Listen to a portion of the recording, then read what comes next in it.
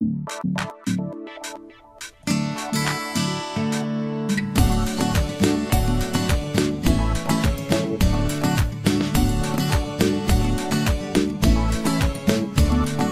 amigos, yo soy Mica la viajera. Sabéis que hoy en este cole voy a ser tu compañera. Mi pelo es color naranja, ¿a que te gusta el color? Ya que estoy guapa con gafas, es que así veo mejor. Mica, Mica la viajera. Mica, Mica, Mica, Mica tu compañera. Vivo en una caravana porque me gusta viajar.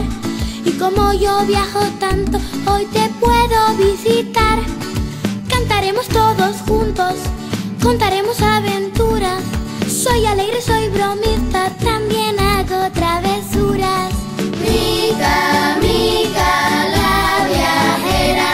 Mica, Mica, Mica, Mica tu compañera.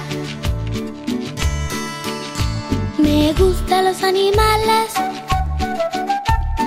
que nunca les abandono. Los que siempre van conmigo son pato, ratón y mono. Pato tierno y cariñoso, por eso le quiero tanto. Pato es guapo y amarillo y canta cuando yo canto. Ratón corre más que yo, es tan rápido e inquieto.